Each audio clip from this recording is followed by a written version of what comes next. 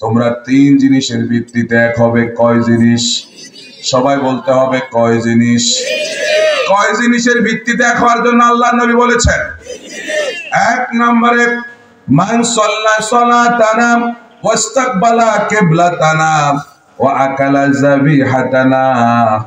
রাসূল বলেন, তোমাদের মধ্যে যে তোমাদের মতো নামাজ পড়ে, যে আমাদের মতো নামাজ পড়ে, ওয়াস্তাকবালা কিবলাতানা, আর আমাদের কিবলাকে যে কিবলা মনে করে, ওয়া আকালা যাবিহাতানা, আর আমাদের জবাইকৃত প্রাণীকে যারা গোশত খায় সে হইল মুসলমান, তার সঙ্গে ঐক্য গড়ো।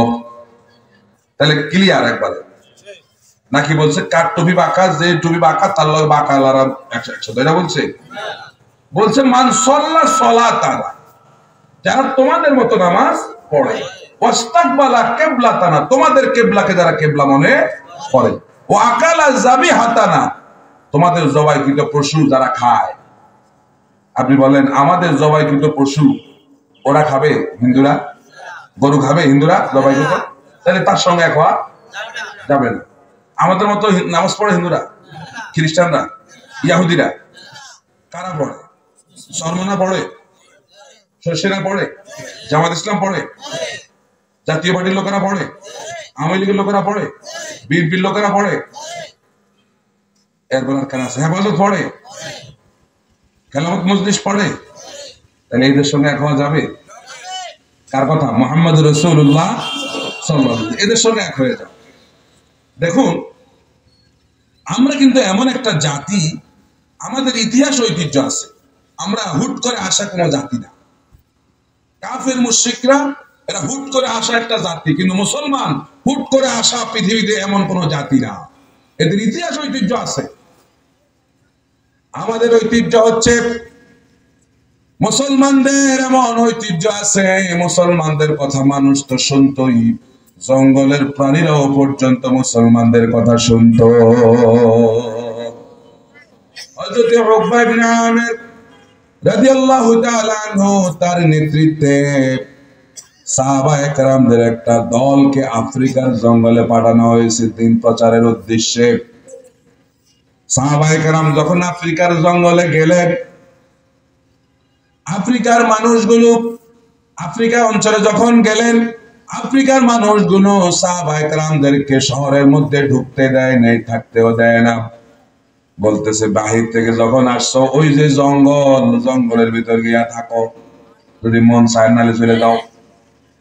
উকবা ইবনে আমির সাহাবায়ে কেরামদেরকে নিয়ে জঙ্গলের মধ্যে ঢুকলেন, তাদেরকে বললেন উঁচু একটা মঞ্চ বানাও। উঁচু একটা মঞ্চ বানানো হলো, আর তিনি মঞ্চের উপরে উঠে বলতেছেন, আইয়াতুল হাশারাতুস সিবা, নাহনু আসহাবু রাসূলিল্লাহি সাল্লাল্লাহু আলাইহি ওয়াসাল্লাম, ফারতাহিলু আন্না ফাইন্না নাজিলুনা, ফামান ওয়াজাদনাহু বা'দু কাতালনাহু। فنظر الناس يومئذ إلى أمر هائل كان السبع يحمل أشباله والذئب يحمل أجرائه والحية تحمل أولادها وهم خارجون أسرابا أسرابا. الله أكبر. হযরত উকবা ইবনে আমির রাদিয়াল্লাহু তাআলা আনহু মঞ্চ প্রস্তুত করে তিনি ঘোষণা দিলেন, ওহে জঙ্গলের জঙ্গলি প্রাণীরা, শোনো শোনো, আমরা রাসূল করিম সাল্লাল্লাহু আলাইহি সাল্লামের সাহাবে এখানে এসেছি দ্বীন প্রচারের উদ্দেশ্যে। সুতরাং আমরা যতদিন এই জঙ্গলের মধ্যে থাকবো, তোমরা এই অঞ্চল ছেড়ে অন্যত্র চলে যাও।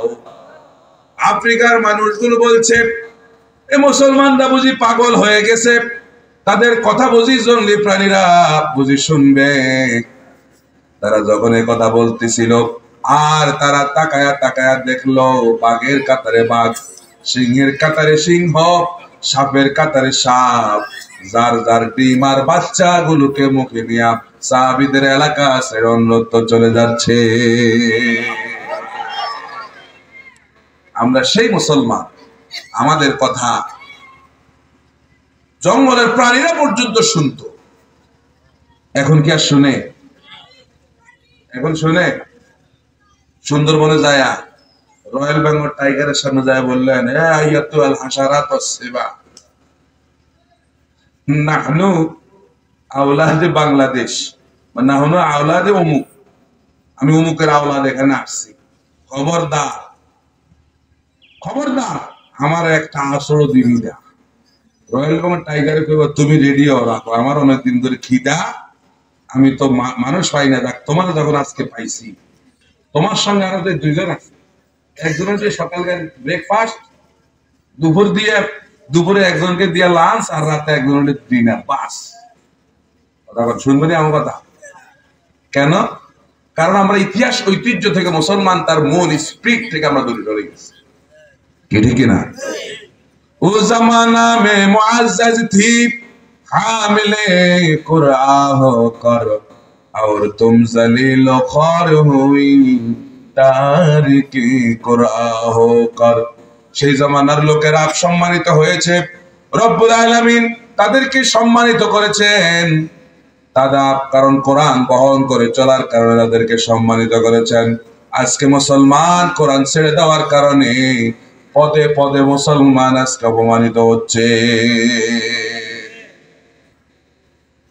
আমার সাদ ইবনে আবি ওয়াক্কাস রাদিয়াল্লাহু তাআলা আনহু, তাকে আল্লাহর নবী এক সাহাবীদের জামাতের সঙ্গে আফ্রিকায় পাঠালেন। তিনি দিন প্রচার করার জন্য যাচ্ছেন, হঠাৎ সামনে পড়লো বড় নদী, বিরাট জলস্রোতের নদী, এমন স্রোতের নদী পড়ছে। নদীর পাড়ে গিয়ে তিনি বলছেন, ও আমার সঙ্গী সাথীরা, শোনো শোনো, তোমরা কি চাও ইসলামের এই পতাকাকে নদীর ওপারে গিয়ে আমরা উড্ডীন করি? এটাকে তোমরা চাও? সমস্ত সাহাবীরা রাজি হয়ে গেল। সাহাবীরা বলল, আমরা কেমনে যাব, এই নদী পার হবো কেমনে, আমাদের কাছে তো তেমন কোনো নৌকা জাহাজ নাই। তিনি বললেন, তোমরা আমার সঙ্গে চলো। ইতিহাস বলছিলাম, নাস্তাঈনু বিল্লাহি ওয়া নাতাওয়াক্কালু আলাইহি হাসবুনাল্লাহু নি'মাল ওয়াকিল নি'মাল মাওলা ওয়া নি'মান নাসীর। তারা এটা বলতে বলতে এই খরস্রোতা নদী পার হয়ে তারা নদীর ওপারে চলে গেছে। আল্লাহু আকবার। এখন সাহাবীরা ওই পারে যায়, সাদ ইবনে আবি ওয়াক্কাস বলতেছে, মুজাহিদ বাহিনী, তোমাদের কারো কি কোনো জিনিস হারিয়ে গেছে? একজনে বলল যে, আমির সাহেব, আমার একটা পেয়ালা হারিয়ে গেছে, যেটাতে আমি পানি পান করি, পেয়ালাটা এখন খুঁজে পাচ্ছি না। তিনি বললেন, শোনো, মুজাহিদদের কোন জিনিস এই নদী নিতে পারে। এই কথা বলতেছিলেন, হঠাৎ করে দেখলেন নদীর পানি দিয়ে ভাসতে ভাসতে সে পেয়ালাটা আসতেছে। আমরা সেই মুসলমান ছিলাম। দেখুন আমরা কেমন মুসলমান ছিলেন। হযরত ওমরের দিকে তাকান, কেমন মুসলমান ছিলাম আমরা। ইসলাম কবুল করে ওমর রাসূলের দরবারে গিয়ে বলতেছি, ইয়া রাসূলুল্লাহ, আলাসনা আলাল হক, আমরা কি হকের উপর নাই? রাসূল বলেন, কলু বালা, কেন নয়, আমরা তো হকের উপরে আছি। তখন ওমর বলতেছে, ফাফিমাল ইখতিফা, যদি আমরা হকের উপর থাকি তাহলে গোপনীয়তা কেন? কেন আপনি গোপনে মানুষদেরকে দাওয়াত দেন, প্রকাশ্যে দিতে পারেন না? ওমর বলতেছে, ইয়া রাসূলুল্লাহ, যদি আমরা হকের উপরে হই তাহলে গোপনীয়তা কেন? রাসূল বলেন, ওমর, এখনো সেই পরিবেশ তৈরি হয় নাই। ওমর বলতেছে, ইয়া রাসূলুল্লাহ, আপনি শুধু আমাদেরকে কাবার চত্বরে একটা মিছিল দেওয়ার অনুমতি দেন। সুবহানাল্লাহ কয় না? বিগত 16 বছরে এই দেশে নারায়ে তাকবীর আল্লাহু আকবার মিছিল দিতে পারছেন না আপনারা? কোন রকম বুসকি মেরে বুশ করে বাইরে, আবার বুশ করে চলে যায়। এখন আল্লাহ দেখেন, তিলকা লাইয়া নুদাওয়েলুহা বাইদান নাস, এখন আল্লাহ তাদের অবস্থা করে দিয়েছে এরকম। তারা বুসকি মতো বাইরে, 2-3 জন বাইরে, আবার কে কোন দিকে দৌড়ে। কি ঠিক আছে কিনা? ঠিক আছে কিনা? এটা আল্লাহ পারেননি। ভাইরা আমার, ওমর বলতেছে, কাবার চত্বরে মিছিলের অনুমতি দেন। রাসূল বলল, ওমর, এখনো সময় হয় নাই, এখনো সময় হয় নাই। ওমর বলল, ইয়া রাসূলুল্লাহ, আপনি যদি অনুমতি দেন বাকি দায়িত্ব আমার। আল্লাহু আকবার কোন। কেমন বীর দেখছেন, এরকম বীর ছিলাম আমরা মুসলমান। ওমর ফারুক রাদিয়াল্লাহু তাআলা আনহু আল্লাহর নবীকে মাঝখানে দাঁড় করালেন। এক পাশে হযরতে ওমর, তার সঙ্গে পিছনের 5 জন সাহাবী, আর এক পাশে হযরতে হামজা রাদিয়াল্লাহু তাআলা আনহু, পিছনে আর 5 জন সাহাবী। কাবার চত্বরে গিয়ে আল্লাহু আকবার, আল্লাহু আকবার, আল্লাহু আকবার ধ্বনি উচ্চারণ করতেছে। কাফের মুশরিকরা চিন্তা করলো ব্যাপার কি, কাবার চত্বরে আল্লাহু আকবার ধ্বনি উচ্চারণ করে কে? কার এমন বুকের পাঠা সে আল্লাহু আকবার ধ্বনি উচ্চারণ করে কাবার চত্বরে?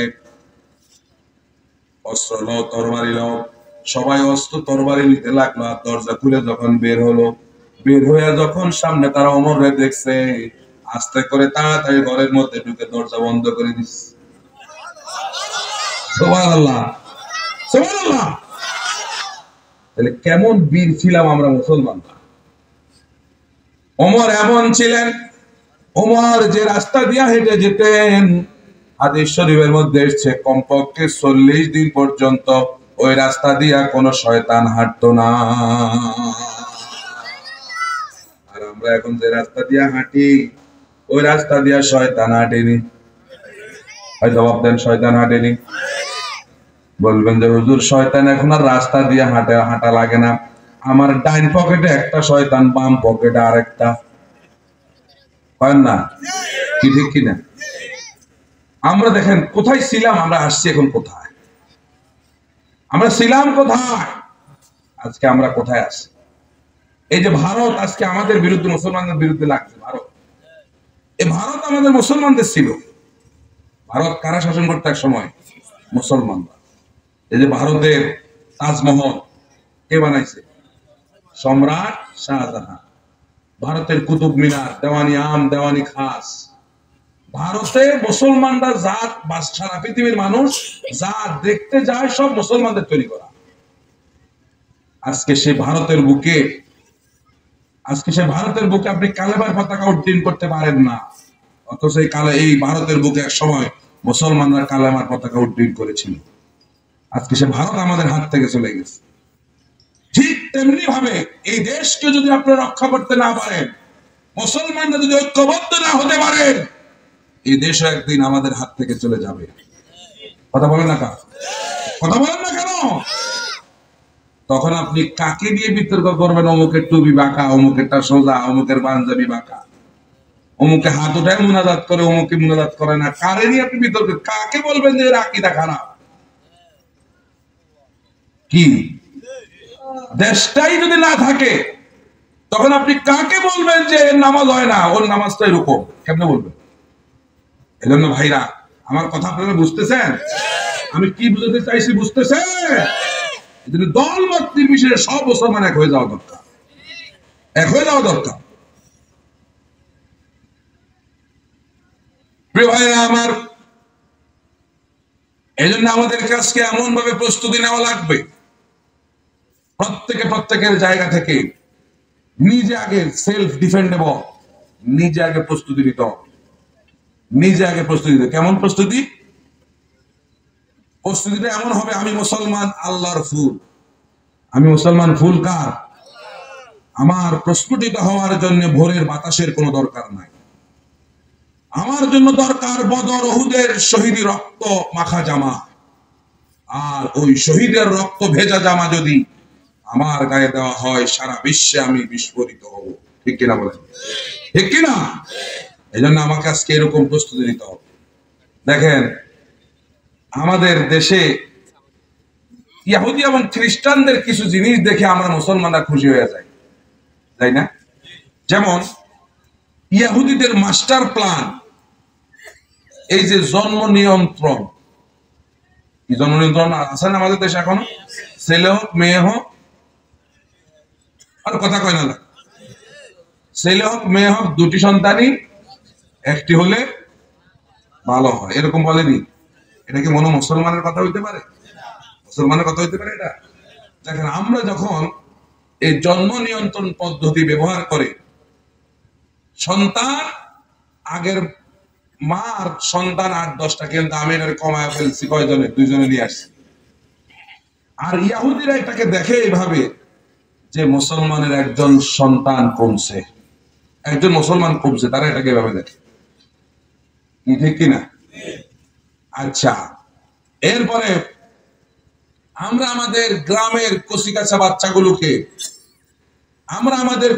বাচ্চাগুলোকে কিন্ডারগার্টেনে ইংরেজি শিখি, আমরা কি বুক ফুলায় বলে, ইস আমার ছেলে আমার মেয়ে ইংরেজিতে কথা বলে, আমার ছেলে আমার মেয়ে ইংরেজিতে কথা বলে, খুব প্রাউড ফিল করে নিজে। অথচ ইহুদিরা এটা কেমনে দেখে জানেন? ইহুদিরা দেখে যে একজন মুসলমানের বাচ্চাকে কোরআন পড়ানো থেকে আমরা দূরে রাখতে পারছি। কথা বুঝেন? এরপরে আমরা যখন দেখি আমাদের ছেলেমেয়েরা উচ্চ শিক্ষার নামে ইসলামী শিক্ষা থেকে দূরে সরে গিয়ে জাগতিক শিক্ষার মধ্যে নিবদ্ধ হয়ে যায়, তখন তারা দেখে মুসলমানের একটা সন্তান ইসলামী শিক্ষা থেকে আমরা দূরে রাখতে পারছি। প্রিয় ভাইরা আমার, আমরা চিরকাল অবুঝে রয়ে গেলাম ওদের রাজনীতির কাছে, আমরা একেবারে ফেল। আজকে আপনারা তো বাংলাদেশের বিভিন্ন জায়গায় যান না, আমরা যাই দেখি উত্তরবঙ্গে আপনার কুড়িগ্রামে গত বছর আমার সেখানে প্রোগ্রাম ছিল, যাই শুনলাম সেখানে একটা এলাকার মধ্যে 500 জন মুসলমানকে তারা খ্রিস্টান বানায় ফেলছে। নাউজুবিল্লাহ, আসতে কর, এই নাউজুবিল্লাহটা বাড়ির যায় কয়ে 500 জন মুসলমানরা কি বানাইছে? খ্রিস্টান বানাইছে। আরো আশ্চর্যের কথা শুনেন, এমন এক মসজিদে তারা নামাজ পড়ে যে মসজিদের ইমাম সাহেব খ্রিস্টান। মসজিদের ইমাম সাহেব কি? আপনাদের এই অঞ্চলে এগুলা নাই, উত্তরবঙ্গে এগুলার বেশি কাজ চলতেছে। এই যে এনজিওর নামে যে কাজ চলতেছে, ইহুদি খ্রিস্টানরা মাস্টার প্ল্যানে তারা কাজ করতেছে। এই জন্য আমাদের এক হয়ে যাওয়ার ছাড়া আর কোন উপায়। রাসূল বলেন, মাসালুল মুমিনিনা ফি তাওয়াদ্দিহিম ওয়া তারাহুমিহিম ওয়া তাআতুফিহিম মাসালুল জাসাদি ইযা ইশতাকা মিনহু উযুন তাদাআ লাহু সাইরুল জাসাদি বিস-সাহরি ওয়াল হুম্মা। আল্লাহর নবী বলেন, একজন মুমিনের দৃষ্টান্ত আরেকজন মুমিনের সঙ্গে দৃষ্টান্ত হলো এমন, মাসালুল জাসাদ, একটা শরীরের মতো। একজন মুমিন যখন পৃথিবীর কোন অঞ্চলে আঘাতপ্রাপ্ত হয় বিধর্মীদের দ্বারা, অন্য মুসলমান সেই আঘাতের সঙ্গে সঙ্গে সেই আঘাত তার অন্তরের মধ্যে অনুভূত হতে হবে। যদি এটা অনুভূত হয় তাহলে বুঝতে হবে আপনি ঈমানদার। আর যদি অনুভূত না হয় তাহলে তো অবস্থাটা এমন হবে, শরীরের নিচে কাটা ফুললে যেমন আপনার গোটা শরীরের মধ্যে খবর হয়ে যায়নি, পায়ের আঙ্গুলের মধ্যে ছোট্ট একটা গুজি কাটা ঢুকছে। কি কাটা? গুজি কাটা ছিলেন তো আপনারা? গুজি কাটা ঢুকছে, ওর ব্যথায় সারাদিন আপনি অস্থির হয়ে গেছেন, জ্বর এসে গেছে শরীরের মধ্যে, আসেনি এরকম, আপনার গোটা শরীরটা অনুভূত হয়ে গেল এই গুজি কাটার আঘাতে। কিন্তু যদি আপনার এই পাটা প্যারালাইসিস হইতো তাহলে কোনো আঘাত হইতো? আপনার তো খবরই হইতো না। আজকে তাকায়া দেখেন, এমন অনেক মুসলমান আছে, এই সাইফুল আমাদের ভাইকে জবে করে দিছে, অথচ মুসলমান এক মুহূর্তের জন্য ইন্না লিল্লাহ পর্যন্ত বলে না। ঠিক কি রকম? তাহলে বুঝতে হবে এই মুসলমানের শরীর প্যারালাইসিস হয় নাই ঠিকই, তবে তার ইমানের মধ্যে প্যারালাইসিস হয়ে গেছে। তার ইমান আছে কিন্তু ইমানের কথা কয় না।